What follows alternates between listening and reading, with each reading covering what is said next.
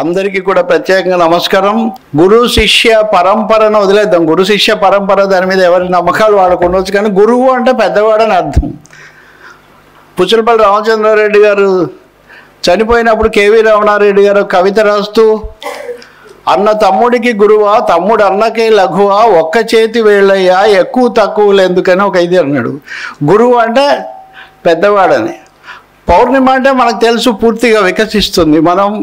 మన సమాజం, మన సంస్కృతి, మన ప్రయాణం అర్థవంతంగా సాగడానికి అంకురార్పణ చేసినటువంటి మహనీయుల చిత్రపటాలు ఇన్నిటిని ఆవిష్కరించుకోవటం నిజంగా చాలా చాలా అరుదైనటువంటి రోజు కింద దీన్ని ఈరోజు మనం భావించాల్సి ఉంటుంది. అందుకే ఇది చాలా ప్రత్యేకమైనటువంటి నిజమైన పూర్ణిమ. ఇది బసవపున్నయ్య విజ్ఞాన కేంద్రం మనకు కల్పించింది. దీనికి గిరి అంటే తెలుసు కదా, కొండలాగా అండగా ఉండి గిరిని ధరించడం, ఇక్కడ గిరి కాదు కొండ ధరించడం ఇంకా కష్టం. గిరిధర్ దీనికోసం చేసిన కృషి ఇదే కాదు. విజయవాడలో అప్పుడప్పుడు కొంతమంది చిత్రకారులు రావటం, కొన్ని చిత్రాలు అలా మెరిపించటం, చిత్రంగా అనిపించటం ఇది జరుగుతుంటుంది. గిరిధర్ చాలా నిరంతరాయంగా ఈ పని చేస్తున్నాడు. మా ప్రస్థానానికి కానీ మా పుస్తకాలకు కానీ వీటన్నిటికి కూడా చాలా అర్థవంతమైన ఆకర్షణీయమైన బొమ్మలు అందరూ వేస్తారు. అర్థవంతమైన ఉత్తేజకరమైనటువంటి సంకేతాలు వాటి ద్వారా ఇవ్వడం చాలా కష్టం. దానికి కీర్తిశేషులు కేతు విశ్వనాథ్ రెడ్డి గారు ఒక కథలో ఆ బొమ్మ చూసి, ఈ బొమ్మ మామూలుగా వేస్తే కుదరదు, ఈ బొమ్మ వేసిన వాడికి చాలా ఆత్మ ఉండాలి ఇదంతా అంటాడు అనమాట. అంటే ఏ పనైనా కానీ మనస్ఫూర్తిగా చేసేవాళ్ళు, దాంతో ఆ భావాన్ని పంచుకొని చేసేవాళ్ళు చేస్తే అది ఎక్కువగా పండుతుంది. అందుకే మనందరి తరఫున గిరిధర్కు హృదయపూర్వకమైన అభినందనలు, అంతకు మించినటువంటి ధన్యవాదాలు కూడా తెలియజేసుకుందాం. ఎన్ని కళలు ఏఐలు ఎన్ని వచ్చినా కానీ ప్రాథమికంగా మనిషి క్రోమానియన్ గుహాముఖాల్లో చారిత్రక విభాత సంధ్యల మానవ కథ వికాసం ఎట్టిదన్నట్టుగా ఆ చిత్రాలు, ఆ రేఖలలోనే చరిత్ర ఎప్పుడు సజీవంగా ఉంటుంది. ఇంతమందిని మనల్ని సజీవం చేసినటువంటి మూర్తులను సజీవంగా మన ముందు ప్రతిష్ఠించినందుకు ఆయనకు మనం అభినందనలు మిత్రులరా. ఆ బొమ్మలన్నీ చూస్తుంటే ఒకటొకటి, మొదటి బొమ్మలే 4 ఉన్నాయి. చాపకూటితో సమతను నేర్పెను నాటి పలనాటి బ్రహ్మన్న, మేడి పండుల మెలిగే సంఘం గుట్టు విప్పెను వేమన్నా, వితంతువుల తల రాతలు మార్చి బతుకులు పండించే కందుకూరి తెలుగు భారతిని ప్రజల భాషలో తీర్చిదిద్దెను గురజాడ. ఆ సంస్కర్తల ఆశయ రంగం నీవు నిలిచిన ఈ సంఘం, నీవు నిలిచిన ఈ సంఘం. అనుకోకుండా 4 కలిసి వచ్చారు. మన సందర్భం కూడా ఆ సంస్కర్తల ఆశయ రంగం. మనం నిలబడినటువంటి సంఘం ఎటువంటిది అంటే, వాళ్ళందరూ దీన్నే ఇంకొక విధంగా చెప్తే, ఎంతైనా మనం శ్రీశ్రీని తలుచుకోవాలి కదా. స్వర్గాలు కరిగించి స్వప్నాలు పగిలించి రగిలించి రక్తాలు రాజ్యాలు కదిపి ఒకడు తూర్పు దిక్కుకు, పాపాలు పండించి భావాలు మండించి కొలిమి నిప్పులు రువ్వి విలయలయనవ్వి ఒకడు దక్షిణ దిక్కు, ప్రాకారములు దాటి ఆకాశములు తాకి లోకాలు ఘోకాల బాకాలతో నించి ఒకడు దీచికి, సింధూర భస్మాలు మందార హారాలు సాంద్ర చందన చర్చ సవరించి ఒకడు పడమటికి, మానవ కోటి సామ్రాజ్య దూతలు కళా యజ్ఞాశ్వములై గాలులై తరగలై తావులై పుప్పొళ్ళు కుంకుమలై పొగలి సాగిరి. ఆశాదూతలు అంటాడు దీనికైనా. వైతాళికులు ఒక్కొక్కడు ఒక దిక్కుకు వెళ్ళాడంటే 4 దిక్కులా కూడా వీళ్ళ చైతన్యాన్ని రగిలించబట్టి సమాజం ఈ విధంగా ఉంది అని. వైతాళికులు అంటే అర్థం ఏంటి? రకరకాలు. వైతాళికులు అంటే ఇప్పుడు ఉదాహరణకి ఈరోజు వర్షం చాలా ఎక్కువగా ఉందేమో, సభ జరుగుతుందో అంటే లేనే లేదు, సభ పెట్టి తీరాల్సిందే అన్నారు మధు గారు. పెట్టారు, మీరంతా పెద్దలంతా కూడా వచ్చారు. వైతాళికులు అనేవాళ్ళు అలా ఉంటారు.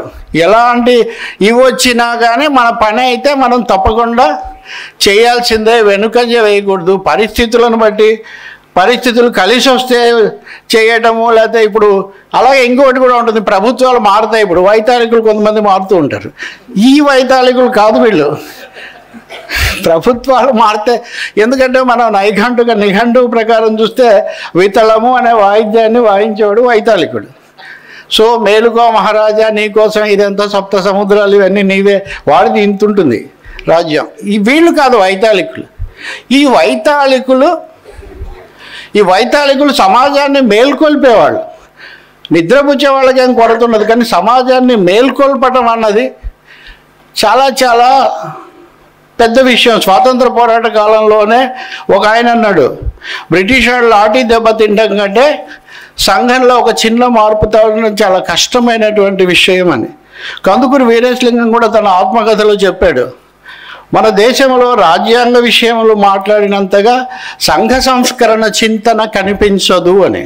ఎప్పుడు ఇంకా చెప్పాలంటే మనం గుర్తు చేసుకుంటే రాజా రామ్మోహన్ రాయ్ రాజా బిరుదు నిజానికి బ్రిటిష్ వాళ్ళు ఇచ్చింది.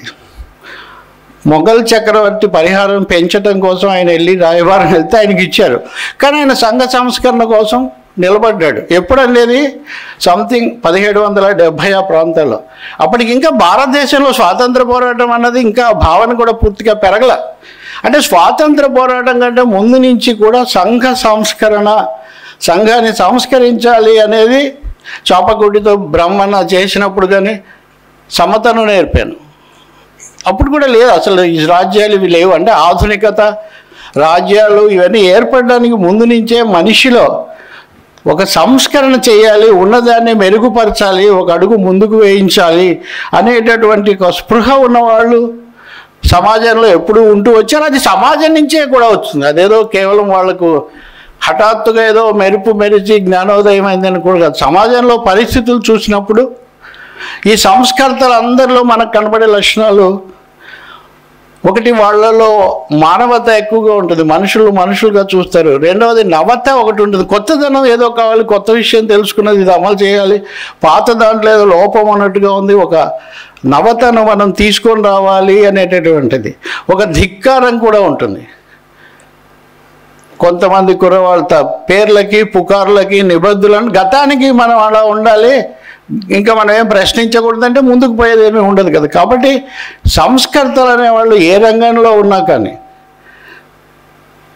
వాళ్ళు ఒక నూతనత్వాన్ని, ఒక మానవత్వాన్ని, ఒక శక్తిని సమాజంలో తీసుకొని వస్తారు. తీసుకురావడానికి చాలా పోరాటం చేస్తారు. అది మామూలుగా జరగదు. వాళ్ళు సాహసవంతులు కూడా అయి ఉంటారు. సాహసం కూడా ఉంటే కానీ జరగదు. సాహసం 2 రకాలుగా 3 రకాలుగా. సాహసం అప్పుడు ఉన్నటువంటి వ్యవస్థలో ఉన్న విలువలను ప్రశ్నించాలి. దాన్ని ప్రశ్నిస్తే ఇబ్బంది పడేవాళ్ళు దాన్ని అడ్డుకుంటారు, వాళ్ళని ప్రతిఘటించాలి. ఇవన్నీ చేయడానికి కావాల్సినటువంటి శక్తియుక్తులను, సైన్యాన్ని కూడగట్టాలి. అందుకని వీళ్ళందరికీ రాజా రామ్మోహన్ రాయ్ దగ్గర నుంచి వీరేశలింగం దగ్గర నుంచి ఎవరిని మనం తీసుకున్నా వాళ్ళకు ఒక యువ సైన్యం ఉంటుంది, ఒక యువత ఉంటుంది. వీళ్ళు ప్రశ్నిస్తారు, నిలదీస్తారు, వాళ్ళ తరఫున వాళ్ళు పోరాడతారు. సంస్కరణ అనేది ఒక్క రోజున ముగిసేటటువంటి విషయం కాదు. బోయ్ భీమన్ అంటాడు, వెర్రిమొరి విశ్వాసాలతో విశ్వాసాలతో ఆచారాలతో వికారంగా పెరిగిన విషకన్య ఈ సమాజం. విషం విరగడానికి ఎంతకాలం పడుతుందో ఇప్పుడే ప్రారంభించు నీ చికిత్సను అంటాడు. ఈ విషం విరగడానికి ఎంత సమయం పడుతుందో నువ్వు ఇప్పుడే ప్రారంభించేటాడు. ఇది చేస్తే చాలా ప్రతికూలతలు వస్తాయి, చాలా అభ్యంతరాలు వస్తాయి. వాటి అన్నిటిని కూడా ధిక్కరించాల్సి ఉంటుంది. అందుకని ఈరోజు మనం ఆవిష్కరించుకున్నటువంటి 32 మంది అనేక రంగాల్లో వారి రంగాల్లో కొత్త బాటలు వేసిన వారు, కొత్త వెలుగులు చూపిన వారు, కొత్త ప్రపంచాన్ని, అంటే ఉన్న ప్రపంచాన్ని, పాత ప్రపంచాన్ని మార్చటం, ఉన్న ప్రపంచాన్ని నడపటం, మరో ప్రపంచాన్ని చూపించటం అనేటటువంటి 3 దశల్లో వీళ్ళు పనిచేశారన్న ఒక వాస్తవాన్ని కనుక గుర్తుపెట్టుకుంటే వాళ్ళ విశిష్టత ఎంత ఉంటుంది, అలాగే వాళ్ళ ప్రభావం ఎంత ఉంటుంది, ఎప్పటికీ కూడా అది ఎప్పటికీ ఆగదు. ఈ 3 మాటల్లో కూడా చాలా పురోగామి సంస్కృతి వైతాళికులు అన్న మాట మనం చెప్పుకున్నాం. హార్బింజర్స్ అని, పైనీర్స్ అని, టార్చ్ బెరర్స్ అని ఇంగ్లీష్లో అంటుంటారు. దాన్ని మనం మేల్కొల్పిన వాళ్ళు, లేకపోతే ఇగో సంస్కర్తలు, దీనజనోద్ధారకులు, రకరకాల ఇలాంటి పదాలని వాడుతూ దీపధారులు అని దాన్ని అనువాదం కూడా చేస్తుంటారు. అంటే ముందు నడిచిన వాళ్ళు, నడిపించిన వాళ్ళు. యాదృచ్ఛికం కాదు. గురజాడ అప్పారావు గారు మందగించక ముందుకు అడుగై వెనకబడితే వెనకే నోయ్ అన్నాడు. మందగించక ముందుకు అడుగై వెనక చూపిన కార్యమేమోయ్ మంచి గతమున కొంచెమేనోయ్, మందగించక ముందుకు అడుగై వెనకబడితే వెనకేనోయ్ అన్నాడు. దీన్ని శ్రీశ్రీ పదండి ముందుకు, పదండి తోసుకు, పోదాం పోదాం పై పైకి అన్నాడు. సో మహనీయులందరూ చేసేటటువంటి లేదా సంస్కర్తలు చేసే పని ఏమిటి అంటే ముందుకు నడపటం, పురోగమనం. పురోగమనానికి పూర్తి వ్యతిరేకం తిరోగమనం. సో పురోగమనం, తిరోగమనం అనే రెండు విలువల మధ్య ఘర్షణ ఎప్పుడు జరుగుతూనే ఉంటుంది. ఇందులో పురోగమనానికి ఉపయోగపడిన వాళ్ళనే మనం వైతాళికులు అంటాం. అందుకనే శ్రీశ్రీని మహాకవి అంటే మీ నిర్వచనం ఏంటి స్వామి అంటే సమాజాన్ని ఒక అడుగు ముందుకు వేయించిన వాడు మహాకవి అన్నాడు అంట. మరి ఒక అడుగు వెనక్కి వేయించిన వాడు అంటే వాడు మహాకవి. వీలైతే మా విశ్వనాథ్ సత్యనారాయణ గారు ఒక 1000 అడుగులు వెనక్కి తీసుకోవాలని ప్రయత్నిస్తుంటాడు. ఆయన కూడా మహాకవి కాదని ఎలా అంటాము, ఆయనకు చాలా పాండిత్యం ఉందన్నారు. సో ఇక్కడ పాండిత్యం వేరు, సమాజాన్ని ముందుకు వెనక్కు తీసుకుపోవటం అనే విషయానికి అది ఒకటి వేరే అన్న అంశాన్ని కూడా మనం గుర్తుపెట్టుకుంటే వీళ్ళందరూ కూడా వాళ్ళ రంగాల్లోనే కాదు మొత్తం సమాజానికి సంబంధించి ఒక కొత్త చూపు, కొత్త రూపు, కొత్త ఊపు కూడా కావాలి, ఒక ఉత్సాహం కావాలి. ఈశ్వరమని మనుషులుంటే దేశం ఏగతి బాగుపడని కుదరదు. కాబట్టి ఇవన్నీ ఇచ్చిన వాళ్ళు. కాబట్టి సంస్కరణ అంటే మిత్రులరా ఏ విషయంలో సంస్కరణ? తెలుగు భారతిని ప్రజల భాషలో తీర్చిదిద్దిన గురజాడ. మనం ఇప్పుడు ఈ భాషలో ఇలా మాట్లాడుకుంటున్నామంటే దానికి సంస్కరణ, దానికి యుద్ధం జరిగింది. వితంతువుల విధి రాతలు మార్చిను బతుకులు పండించే కందుకూరు అంటే దానికి ఒక యుద్ధం జరిగింది. అసలు వీరేశలింగం గారు గోదావరి గట్టున జనాన్ని వేసుకొని పోతూ ఉంటే మీటింగ్ మనుషులు రోయ్ అన్నారంట. మీటింగులకు పోవడమే ఒక పెద్ద విశేషం. ఎక్కడి నుంచి వీరేశలింగం అంటే వీరేశలింగం అయినా గురజాడైనా వాళ్ళు ఈశ్వరచంద్ర విద్యాసాగర్ లాంటి వాళ్ళు భారతదేశంలో పునర్వికాసానికి రెనైజాన్స్కు పుట్టినిల్లులుగా ఉన్నటువంటి బెంగాల్ వంగదేశం నుంచి వాళ్ళు ఇవన్నీ కూడా తెచ్చుకున్నారు. ఒక చోటు నుంచి ఒక చోటికి. దీనికి మళ్ళీ ఇంకో చరిత్ర, అది పాశ్చాత్య ప్రభావం కొంత. మన వాళ్ళు రాజా రామ్మోహన్ రాయ్ విదేశాల్లో చదువుకొని వచ్చాడు. ఇప్పుడు విదేశాల్లో చదువుకొని వచ్చి ఎన్ఆర్ఐ డబ్బులతో ఎక్కడ పెట్టుబడులు పెడితే చాలా మంచిది అనే బ్యాచ్ ఒకటి. కానీ మన స్వాతంత్ర యోధులందరూ విదేశాల్లో విద్య నేర్చుకొని ఇక్కడికి వచ్చి ఈ దేశాన్ని విముక్తి చేయడానికి వాళ్ళు ప్రయత్నించారు.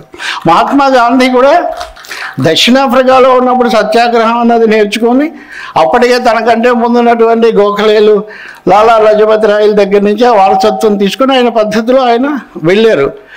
కాబట్టి గాంధీజీలో కూడా స్వాతంత్రంతో పాటు సంస్కరణ భాగం కూడా చాలా చూస్తాం మనం. కాబట్టి ఈ సంస్కర్తలందరూ కూడా ఆయా రంగాల్లో పెనుగులాడారు. గురజాడ అప్పారావుకు తోడుగా గిడుగు రామ్మూర్తి కలిస్తే వాళ్ళ మీద ఎంత దాడి. అసలు ఈ భాషలో రాయటం ఏంటి? ఇక్కడ ఇంకో విషయం కూడా చెప్పాలి మిత్రులరా. సంస్కర్తలు ఇప్పుడు ఈ బొమ్మలని చూసినప్పుడు ఒక్కొక్కరికి ఒకరి మీద ఎక్కువ అభిమానం ఉండొచ్చు, ఎక్కువ వాళ్ళ నుంచి ఉత్తేజం పొందొచ్చు. లేకపోతే ఈయన బొమ్మ ఎందుకు పెట్టారు, ఈయన ఇలా ఉన్నాడు కదా, ఆయన అప్పుడు అలా మాట్లాడాడు కదా, ఇలాంటి సందేహాలు మీకు రావచ్చు. కానీ సమాజాన్ని అలా మనం ముక్కలుగా విడివిడిగా చూడలేం. సమాజ పురోగమనంలో, పునర్వికాసంలో ఒక అడుగు వేయించటం అన్నం చూసారా, దానికోసం నిలబడిన వాళ్ళని మనం అది తీసుకుంటాం. కందుకూరి వీరేశలింగం, గురజాడ అప్పారావు ఇద్దరు మనకు ప్రాతఃస్మరణీయులు అని ఒకటి వాడుతుంటారు కదా మన దాసు గారు, రాఘవాచార్య గారు, ఇలాంటి వాళ్ళంతా ఈ ప్రాతఃస్మరణీయులు. కానీ వాడుక భాషలో రాయాలి అన్న విషయాన్ని కందుకూరి వీరేశలింగం గారు గుర్తించడానికి సమయం పట్టింది. ఆయన వ్యతిరేకంగా కూడా రాశారు. కానీ తర్వాత గుర్తించి నేను ఆలస్యంగా దీన్ని గుర్తిస్తున్నాను, వాడుక భాషలో రాయటం మంచిది అని. కానీ గురజాడ అప్పారావు గారు వీరేశలింగంతో వాడుక భాష విషయంలో విభేదించినా అగౌరవపరచలే. ఇప్పుడు ఆయన సంఘ సంస్కరణలో చాలా గొప్ప యోధుడు, ఆయన నాకు మార్గదర్శి అన్న పద్ధతిలో ఆయన గౌరవిస్తూనే వచ్చారు.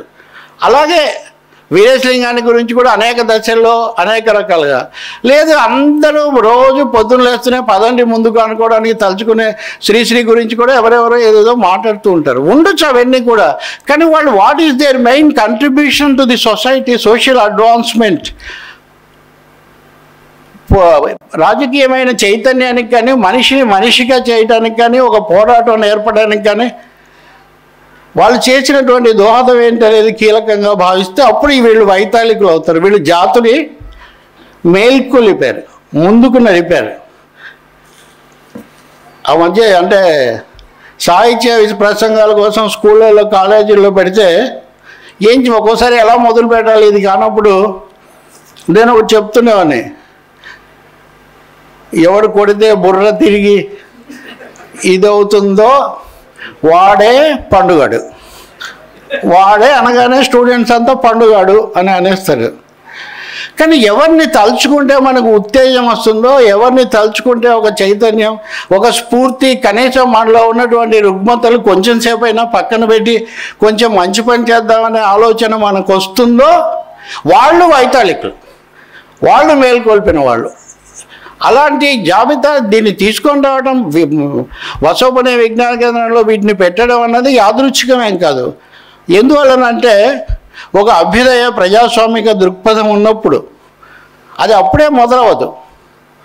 అంతకుముందు నుంచి ఉన్న వాళ్ళు ఎవరు, వాళ్ళందరినీ కూడా చరిత్రను మళ్ళీ చరిత్రలో వాళ్ళ పాత్రను కూడా గుర్తించి, అదే కదా శ్రీశ్రీ అన్నది కూడా క్రోమాన్యాన్ గుహాముఖాలు, అప్పటి నుంచి కూడా చారిత్రక విభాత సంఖ్యల మానవ కథ వికాసం ఎట్టిది, ఎవరెవరు ఎప్పుడెప్పుడు ఏమేమి చేశారని తెలుసుకునే అవసరం వస్తుంది వాస్తవిక దృక్పథం ఉంటే. లేదనుకోండి అవసరం లేదు. మ్యానుఫ్యాక్చరింగ్ కన్సెంట్ అన్నట్టుగా మ్యానుఫ్యాక్చరింగ్ హిస్టరీ, చరిత్రను కూడా మనమే రాసేయచ్చు.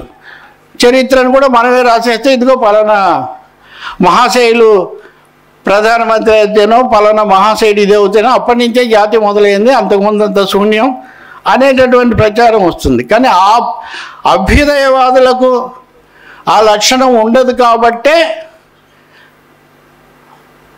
విశాల ప్రజాశక్తి ప్రచురణాలయం వాళ్ళు విజయనగరం వెళ్ళి గురజాడ అప్పారావు డైరీలు అవన్నీ తీసుకొని వచ్చి వాటిని అనువాదం చేసి ప్రచురించారు.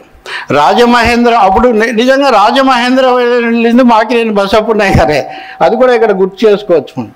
బసవపున్నయ్య గారు ఇంకొక ఆయన పెద్ద ఆయన కలిసి రాజమహేంద్రం వెళ్ళి వీరేశలింగం గారి ఆత్మకథలు అవన్నీ కూడా తీసుకొని వచ్చి ప్రజాశక్తి ప్రచురణాలయమే వాటిని ప్రచురించింది.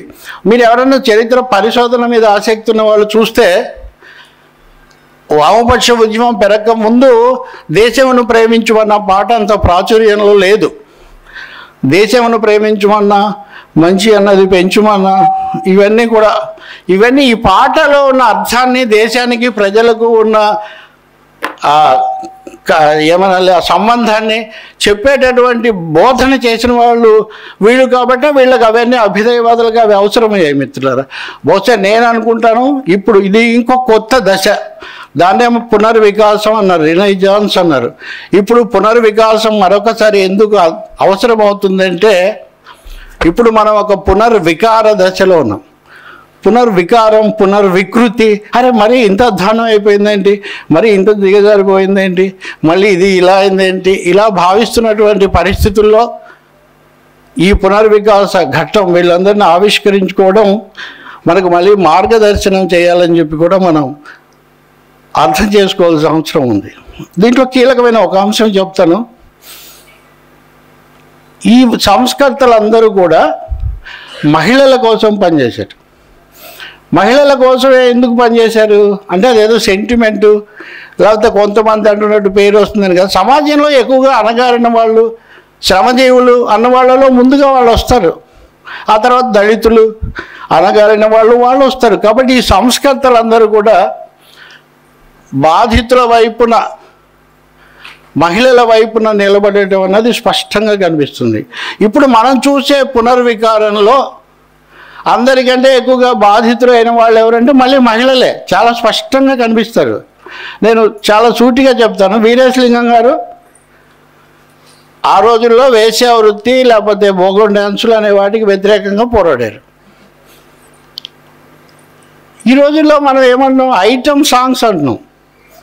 ఐటమ్ సాంగ్, ఐటమ్ అంటే ఎంతగా ఈ సంస్కృతి కళ అన్నది వస్తువుగా ఎంత దారుణమైన వస్తువులుగా మారిపోయాయంటే, కనీసం ఎల్ విజయలక్ష్మి, జ్యోతిలక్ష్మి వాళ్ళు డ్యాన్స్ చేసిన రోజుల్లో కనీసం డ్యాన్సర్లు వాళ్ళు. ఎల్ విజయలక్ష్మి ఇంకా అంతకుముందు చేసినప్పుడు ఒక విధంగా, అంటే నేను సినిమా గురించి కాదు ఇక్కడ నా point, item song, item girl.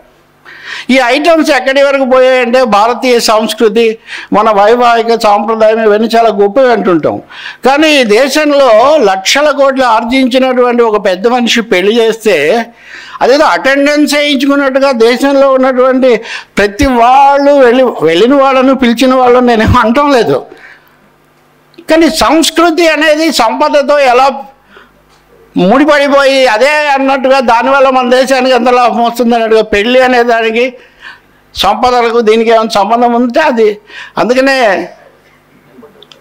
I think New York times, Washington post ఈ పెళ్ళి గురించి రాస్తూ, భారతదేశంలో ఇప్పుడు పెళ్ళిళ్ళు అనేవి కూడా ఒక వరవడి ఏర్పడింది. వెల్త్, తర్వాత సోషల్ క్యాపిటల్ అనేది చూపించడం ఒక అవసరంగా మారింది భారతదేశంలో అని చెప్తున్నారు. కాబట్టి మిత్రులారా, ఈ సంస్కృతి అన్నదానికి ముడిపడి ఉండే అంశము సమాజం. సో ఈ సంస్కృతి ఇప్పుడు ఇది సంపన్న సంస్కృతి. This is culture of consumption. అంతకుముందు మామూలు ప్రాసలో విత్త వినిమయ విలాస సంస్కృతి అంటుండేవాళ్ళం. విత్త వినిమయ విలాస సంస్కృతి ఇది ఒక అలవాటుగా మారిపోయినప్పుడు దీన్ని సంస్కరించాల్సిన ఒక అవసరం వస్తుందా? కొత్త సంస్కర్తల యొక్క అవసరం వస్తుందా? ఇది ఏ విధంగా జరుగుతుంది? రాజకీయాల్లో జరిగేవి, రాజకీయ పార్టీలు వాటి విధానాలు అవి జరుగుతూ ఉంటాయి.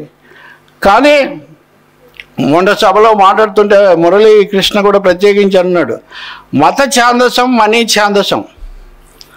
మనీ కూడా ఛాందసం దాదాపుగా లేకపోతే కుదరదు అనేటటువంటి పరిస్థితికి వచ్చినప్పుడు వీళ్ళందరూ ఏమన్నా డబ్బు కలిగిన వాళ్ళ, సంపదలతో వీళ్ళు సమాజంలో వైతాళికులు అయ్యారా? కాలేదే. వాళ్ళ ఆశయ బలంతో సమాజం కోసం ఏదైనా చేయాలనే లక్ష్యంతో వాళ్ళు చేసినటువంటి వాతావరణం మనం చూస్తాం. కాబట్టి ఇప్పుడు ఈ కన్జ్యూమర్ కల్చర్ అలాగే పునర్వికార సంస్కృతి పెరుగుతున్నప్పుడు మరొకసారి ఆ వైతాళికులను తలుచుకొని ఈరోజు పరిస్థితులకు తగినట్టుగా ఏం చేయాలి, ఎలా అడుగు వేయాలి అన్నదానికి మనం చేస్తున్నటువంటి ఈ కృషి, ఈరోజు చేస్తున్నటువంటి ప్రారంభం దోహదపడుతుందని మనం తప్పకుండా చెప్పొచ్చు. సంస్కర్తల్లో ఉండే ఇంకొక ప్రధానమైన లక్షణం స్వతంత్ర ప్రతిపత్తి. స్వతంత్రంగా ఉండటం, స్వతంత్రంగా నిలబడటం. దేశ స్వాతంత్రం కాదు, వాళ్ళకి కానీ ఒక తరగతిగా కానీ ఇంకొక విధంగా కానీ స్వతంత్రంగా ఉండాలి. స్వతంత్రేచ్ఛ, తరతరాల స్వతంత్రేచ్ఛ తనకు ధర్మదత్తమైన అనేదో పాట ఉంటుంది. సో ఈ స్వతంత్రేచ్ఛ, ఈ స్వాతంత్రం, స్వేచ్ఛ అన్నవి నావి. స్వాతంత్రమే నా జన్మ హక్కు అని చాటని అంటారు కదా. సో స్వాతంత్రం అనే హక్కును కాపాడుకోవడానికి దేనికి తలవంచము, ఎవరికి లోబడము అనేటటువంటి ఒక ప్రధానమైన అంశాన్ని కూడా వాళ్ళు చూపిస్తారు. మీరు ఎవరినైనా తీసుకోండి, వీళ్ళందరిలో అది వేమన్ దగ్గర నుంచి వీరబ్రహ్మం దగ్గర నుంచి ఎవరినైనా అనేక దశల్లో వాళ్ళ ప్రత్యేకతలు కూడా వాళ్ళకు ఉండొచ్చు. దాంతోపాటు తమ లక్ష్యాలను, పద్ధతులను కాలానుగుణంగా మార్చుకుంటూ కూడా రాగలుగుతారు వాళ్ళు. అసలు సంస్కారం అంటే ఏంటి? పద్ధతే. సంస్కారం అంటే ఏంటి? అసలు కల్చర్ అంటే ఏంటి? సెరికల్చర్, అగ్రికల్చరు, రకరకాల బిజినెస్ కల్చర్, ఇవన్నీ కూడా కల్చర్ విచ్ ఈస్ కల్టివేటెడ్. ఒక పద్ధతిలో కల్టివేట్ అవుతుంది. సమాజ జీవితంలో ఒక పద్ధతి పెరుగుతుంది. మంచి పద్ధతులు పెంచడం, కానీ వాటిని తిరస్కరించడం మటుకే సంస్కరణ, అంతకంటే ఏం లేదు. అది సంస్కరణతోనే ఆగుతుంది, ఆగదు. ఫామ్, రిఫార్మ్ ఆ డిఫార్మ్. అది డిఫార్మ్ అయిపోకుండా ఉండాలంటే దాన్ని రిఫార్మ్ చేస్తుండాలి. కానీ రిఫార్మ్తోనే ఆగకూడదు. అది రెవల్యూషన్ అంటే ఇంకా సమూలమైన మార్పు అయితే దాన్ని రెవల్యూషన్ అంటాం. సో ఈ ప్రక్రియలో ఇది ఒక ముఖ్యమైన భాగం అని కనుక మనం గుర్తిస్తే మన దేశానికి సమాజానికి కూడా సంస్కరణ అన్నది కూడా చాలా అవసరమైనటువంటి పరిస్థితికి మనం వస్తున్నాము. ఎందుకంటే పురోగమనం నుంచి తిరోగమనమే మన లక్షణం అని చెప్పేటటువంటి పరిస్థితికి మనం వస్తున్నప్పుడు ఏది పురోగమనం అని మళ్ళీ చెప్పాల్సినటువంటి అవసరం వస్తుంది. ఆ యొక్క దిలీప మహారాజును చదవండి, ఇబ్బంది లేదు. కానీ ఇప్పుడైతే దిలీప మహారాజును తీసుకొని రాలేం కదా, మనం వెనక్కైతే పోం కదా. కానీ ఎందుకు జరుగుతుంది, అదే ఎందుకు వస్తుంది అని కనుక మనం చూస్తే, ఈ కొత్తదనము నూతనత్వం కావాలి, ఎప్పుడైనా కానీ ముందుకు అడుగు వేయాలి అన్నట్టే ప్రజాస్వామ్యము, హక్కులు, ఆలోచనలు ఇవన్నీ మరింత వికసించాలే కానీ ముక్కులించకూడదు, ముడుచుకుపోకూడదు అన్నది కూడా ఈ సమాజంలో సంస్కరణలో ఒక కీలకమైన అంశం. అందుకే వీళ్ళు ఎవరు రాసింది ఏం చేసినా కానీ, ఇప్పుడు మనం అంబానీ, ఇందాక నేను అంబానీ అని కూడా అనలేదు అనుకోండి, అవన్నీ కూడా గుర్తు చేసుకుంటే మనకు వెంటనే వేమన గుర్తొస్తాడు. కులం గలవారు, గోత్రము గలవారు, విద్య చేత విర్రవీగువారు, పసిడి గలవాడి బానిస కొడుకులు విశ్వదాభిరామ వినురవేమ అంటాడు. ఒక మాటతో ఆయన అలా అనేస్తాడు అంతే. ఇంక అది మీరు నొచ్చుకున్నారా గిచ్చుకున్నారా ఆయనకు అనవసరం. ఆ విధంగా సూటిగా చెప్పగలిగిన వాళ్ళు, గట్టిగా నిలబడగలిగిన వాళ్ళు, నిర్మించగలిగిన వాళ్ళు కూడా, ఇది చాలా ముఖ్యమైనది. వీళ్ళందరూ కూడా పత్రికలు పెట్టారు, సంస్థలు పెట్టారు, వ్యవస్థలు పెట్టారు, పెట్టబట్టి ఇవన్నీ కూడా నడిచాయి. ఊరికినే విమర్శతో కుదరదు. ప్రజా కళాకారుడు, అందుకే నాజర్ బొమ్మ కూడా ఉంది దీంట్లో. నాజర్ ఏ బురగా చెప్పినా అమరవీరులను జాతియోధులను జోహారులర్పించి పూలతో పూజించరావా. ఈ అమరయోధులు, జాతి వీరులు అంటే వీళ్ళు ఒక్క వర్గానికి ఒకదానికి వీరులు కాదు, మొత్తం జాతి యొక్క పురోగమనానికి అది కూడా ఒక పెద్ద ముందంజకు కారకులు అన్నటువంటి అంశాన్ని ఒక్కొక్కరిని మళ్ళీ విడిగా మనం ఇప్పుడు చిన్న పుస్తకం వేశారు. ఈ పుస్తకం కాదు, వీళ్ళలో ఒక్కొక్కరి గురించి మనం ఒక్కొక్కటి రాసుకునేంత విశిష్టత వీళ్ళ దగ్గర ఉంది. వీళ్ళలో అన్నిటికంటే ముఖ్యమైనది ఛాందసాన్ని ఎదిరించటం, మత ఛాందసాన్ని. ముఖ్యంగా మత ఛాందసం, మతము, కులము, ఈ కులంలో వాళ్ళు ఇలాగే ఉండాలి, ఈ మతంలో వాళ్ళు ఇలాగే ఉండాలి, వీళ్ళు గొప్పవాళ్ళు కాదు, వాళ్ళు తక్కువ వాళ్ళు, చదువు సంస్కారం అన్నాం మనం జంట పదాల్లాగా. కానీ చదువుకోవడానికి వద్దన్నారు కదా, మరి వాళ్ళని చదివించడానికి ఏం చేయాలి? అది ఎవరు చేశారు? సంస్కారం అంటే ఏది సంస్కారం? మళ్ళీ అదొక ప్రశ్న. ఇప్పుడు చాలా ప్రశ్నలకు మన సమాధానాలు 2024లో దొరుకుతున్నాయి. ఇవి 1700 దగ్గర మనం మొదలు పెడితే, ఆడవాళ్లను అగ్నిజ్వాలలో ప్రత్యక్షంగా తగలబెడుతున్న రోజులు గుర్తు చేసుకుంటే ఎంత సాహసం చేసి ఉండాలో మనకు అర్థమవుతుంది. కాబట్టి ఒక్కొక్కరిని ఒక్కొక్క పద్ధతిలో, ఒకరిని భాష కోసం, ఒకరిని సాహిత్యం కోసం, ఒకరిని కళల కోసం, ఒకరిని మహిళోద్ధరణ కోసం, గ్రంథాలయాలు అన్నారు, గ్రంథాలయోద్యమం ఉదాహరణకు. అసలు చదువుకోనే వద్దంటుంటే ఇక గ్రంథాలయం ఏంటి, ఉద్యోగం ఏంటి? ఇప్పుడు మనకు అర్థం కాదు, ఇప్పుడు కూడా అర్థం కాదు, ఎందుకంటే ఇప్పుడు కూడా గ్రంథాలు తగ్గిపోతున్నాయని. కానీ ఈ అంశాలన్నిటి మీద మొదట్లో ఈ సంస్కర్తలు కానివ్వండి, తర్వాత అభ్యుదయవాదులు కానీ ఒక అవగాహన, ఎంత అవగాహన అంటే బసవపుణ్య గారితో పాటు చెప్పుకునే ఇంకో పేరు సుందరయ్య గారు యువజనుల గురించి రాసినది చదివితే అందులో 4 పేజీలు మహిళల హక్కుల గురించే రాశాడు ఆయన. మహిళలు, వాళ్ళకి సమానత్వము, అలాగే వాళ్ళకు అసలు గర్భధారణ విషయంలో మహిళలకు ఉండే స్వేచ్ఛ, మహిళలను కూడా సమానంగా ఒకటి కాదండి 4 పేజీలు. యువజన సంఘాలు అనేవి గ్రామాల్లో పనిచేసినప్పుడు ఇవే సమస్యలు ప్రధానమైనవి.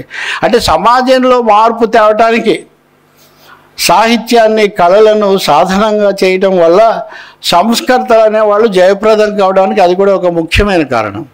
వీరేశలింగం గారు ప్రహసనం రాస్తారు, గురజాడ అప్పారావు గారు కన్యాశుల్కం రాస్తారు, శుంకర వాసిరెడ్డి మాభూమి రాస్తారు. ఆ తర్వాత వీళ్ళే సినిమాలోకి వెళ్ళి రోజులు మారాయి, పల్లెటూరు లాంటి సినిమాలు తీస్తారు. అంటే కళను, సంస్కృతిని, సాహిత్యాన్ని కూడా ఒక ఆయుధంగా వాడటం అన్నది ఇక్కడ ముఖ్యంగా కనిపిస్తుంది. వీటన్నిటిని ప్రజల కోసం, ప్రజల పక్షాన పెట్టడం, ఎవరికో తాకట్టు పెట్టడం కాదు. ఇవి 2 రాస్తాడు చలం శ్రీశ్రీ మహాప్రస్థానానికి ముందు మాటలో. జాతి పీడ కళలు కంటున్నప్పుడు దాన్ని మేల్కొల్పే వైతాళికుడిగా ఈయన నాకు కనిపిస్తాడని చెప్తూనే, ఫలానా కవి గారికి ఆకలేస్తే రాజుగారి దగ్గరికి వెళ్ళి కావ్యం రాసి పారితోషికం తెచ్చుకున్నాడు. కానీ ఈయనేమో ఆకలేసి శీతకాలం కోత పెట్టగా ఆకలేసి కేకలేసి అని అన్నాడు. ఈయన ఆకలేస్తే కేకలేసాడు. మీరు కూడా కేకలేయండిరా, అందరం కలిసి వెళ్ళి పదాన్ని ముందుకని దాన్ని పని పడదామని చెప్పాడు. అదే రావిశాస్త్రి చీమలు పాము కథ రాశారు. కాబట్టి సంస్కర్తలు సమరానికి కూడా సిద్ధం చేస్తారనే విషయం కూడా మనం కనుక గుర్తు చేసుకుంటే, ఇప్పుడు ఛాందసం, ఈ ఛాందసం అనేది ఏ స్థాయికి వచ్చిందంటే ఇది ఛాందసం కాదు, ఇదే నాగరికం. ఆఖరకు వినాయకుడికి కూడా మనం ఆపరేషన్లు చేస్తాము, అన్ని వేదాల్లో ఉన్నాయేషా అనేవాళ్ళే ఇప్పుడు పాలిస్తున్నారు మనల్ని. అగ్నిహోత్ర అవధానులు అప్పుడు అగ్నిహోత్ర అవధానులు, ఇప్పుడు అధికార హోత్ర అవధానులు అయిపోయారు. ఇప్పుడు అత్యున్నత అధికారం వాళ్ళ దగ్గరికి వచ్చింది. సో దీని పర్యవసానాలన్నీ మనం ఎంతగా చూస్తున్నామంటే mismatch between political atmosphere and social atmosphere. Uttar Pradesh ఎన్నికల్లో ఫలానా పార్టీకి తక్కువ స్థానాలు వచ్చాయని మనం దేశం అంతా ప్రచారం జరుగుతుంది. కానీ అక్కడ బోలే బాబా గారిని చూడడానికి వెళ్ళి జనం తొక్కిసలాట గురై చచ్చిపోతారు. ఈ రెండింటికి ఎక్కడన్నా ఈ మిస్ మ్యాచ్ ఎక్కడ? దీన్ని మనం ఎక్కడన్నా చెప్పగలుగుతామా? అయోధ్య గురించి దేశం అంతా చాలా రగులుతుంది, కానీ అయోధ్యలో ప్రజలు ఓడిస్తారు.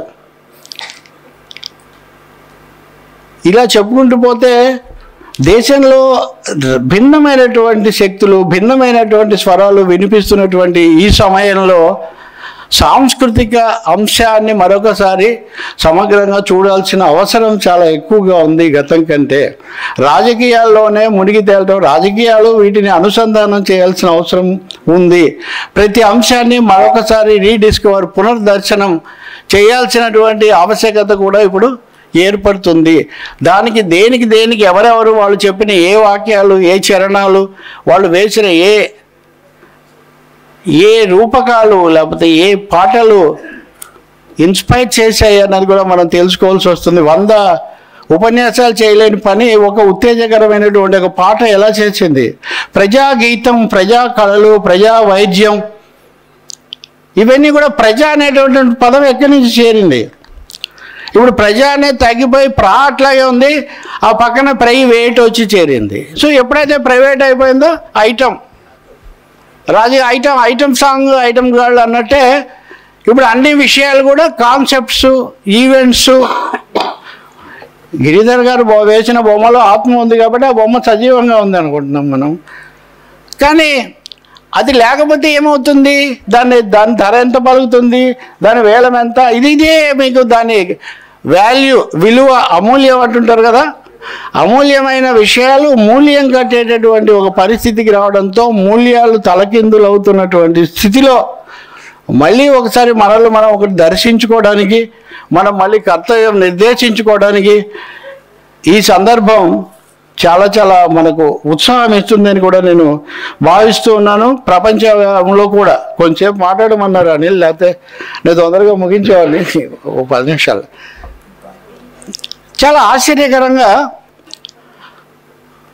ఒక దేశాధ్యక్షుడు అధ్యక్ష భవనం మీద దాడి చేస్తాడు. ఆయన మళ్ళీ అధ్యక్ష పదవికి దాదాపు ఎంపిక అవుతాడనే వాతావరణం వస్తుంది.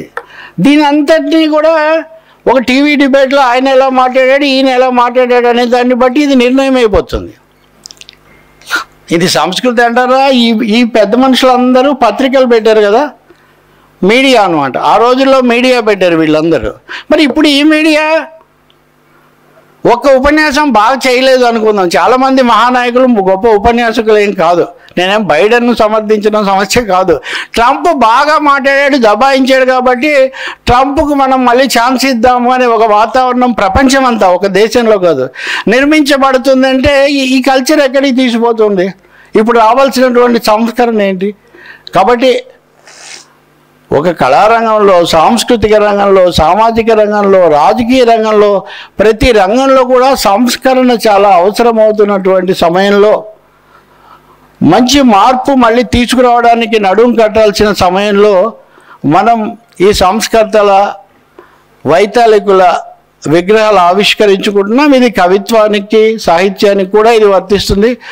సాహిత్యంలో కూడా ప్రపంచ బాధ అంతా తన బాధ అన్నది పరిస్థితి పోయి మీరు చాలా కవితలు చదవండి, చాలా కథలు, వాళ్ళ బాధే మళ్ళీ ఒకసారి కొంచెం రివర్స్ కొడుతున్నటువంటి ఒక పరిస్థితిలో ఉన్నామన్నమాట. ఎవరికి పట్టింది ఇవన్నీ రాస్తారనమాట. కాబట్టి వీళ్ళని తలుచుకుంటే తప్ప, వీళ్ళ సాహిత్యాన్ని మళ్ళీ గుర్తు చేసుకుంటే తప్ప, మళ్ళీ సాహసంతో నిలబడితే తప్ప ఈ సమాజానికి ఇంకొక దిశానిర్దేశం చేసుకోలేని దశకు మనం చేరుకున్నాం. కాబట్టి ఈ వైతాళికులు, పురోగామి సంస్కృతి వైతాళికులు అన్నటువంటి ఈ కార్యక్రమాన్ని మనస్ఫూర్తిగా అభినందించడంతో పాటు దీన్ని ఆచరణలో పెట్టడానికి కావాల్సినటువంటి కార్యక్రమం ఏంటి, గతంలో ఏం చేయడం వల్ల ఇవన్నీ కూడా జయప్రదమైనాయి అన్నది మరొకసారి మనం ఆలోచించుకోవాలి. రెండవది వెర్రితనాలు వేసి అప్పుడు ఎవరో ఎక్కడో ఒక చోట జరిగేది కాదు. ఇప్పుడు మీరు పొద్దున ఇంకా నిద్ర లేవక ముందే గజల మల్లారెడ్డి ఎక్కడో అన్నాడు ఒక చోట, పొద్దున్నే మతాతీత రాజ్యం అని మనమంతా నమ్ముతాము, కానీ పొద్దున్నే అప్పుడు ఆల్ ఇండియా రేడియో మాత్రమే ఉంది, సుప్రభాత గీతావళి కుమ్మరించి కానీ వదలడు అని అన్నాడు అప్పుడు. దాంతో ఇప్పుడు ఒక సుప్రభాతం కాదు, ఇప్పుడు స్వాములే ఛానళ్ళు పెట్టుకొని మరీ పొద్దున్నే వచ్చి కూర్చొని వాళ్ళు మనకు బోధలు చేస్తూ ఉన్నారు. మనం how to overcome this? So మత విషయంలో కానీ సంస్కృతి విషయంలో కానీ ఇవన్నీ చేయడానికి వీళ్ళ దగ్గర నుంచి ఎక్కడెక్కడ అనగారినటువంటి ఒక జాషువా దగ్గర నుంచి ఏం నేర్చుకోవాలి, ఒక భూభీమను దగ్గర ఏం నేర్చుకోవాలి, ఒక దాశరథి అనుకోకుండా దాశరథి శత జయంతి ఉత్సవాలు రేపే మొదలవుతున్నాయి. నేను అప్పుడు అంటుండేవాడిని, నా కోటి రతనాల వీణ, నా తెలంగాణ కోటి రతనాల వీణ, ఓకే, నా తీగెలను తెంచి అగ్నిలో వేచినావు, నా తెలంగాణ కోటి రతనాల వీణ అన్నాడు దాశరథి.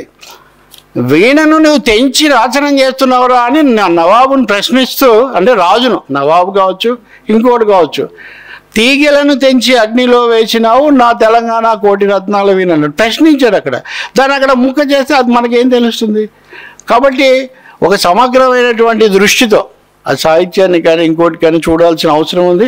మరీ ముఖ్యంగా ఈ కలుషితమైన, విషపూరితమైన, సంకుచితమైన, ధన ప్రధానమైన, లాభార్జన ప్రేరితమైన వాతావరణం బాగా ముదిరిపోయి మా రకరకాల అది యూట్యూబ్లు అంటారా ఇంకోటి అంటారా వీటన్నిటిలోంచి పుంఖానుపుంఖంగా ప్రవహిస్తున్నప్పుడు దానికి భిన్నమైన ప్రత్యామ్నాయ ప్రజా సంస్కృతి పెంచడానికి, ఈ వివక్షలు వీటన్నిటిని కూడా ప్రశ్నించడానికి, మనిషిని మనిషిగా చూడడానికి, మనిషిని ఒక మతానికి చెందినవాడుగా, ఒక కులానికి చెందినవాడుగా, ఒక తరగతికి చెందినవాడుగా కాకుండా మనిషిని మనిషిగా చూడటం అన్నది అతి కీలకమైన సంస్కర్తల్లో నవత, మానవత, సాహసికత అనేది కనుక కొలబద్ద అనుకుంటే మనిషిని మనిషిగా చూడడానికి, నిలపడానికి, నడపడానికి మనం చేసేటటువంటి కార్యక్రమం ఏంటి, దానికి మనం ఎవరి దగ్గర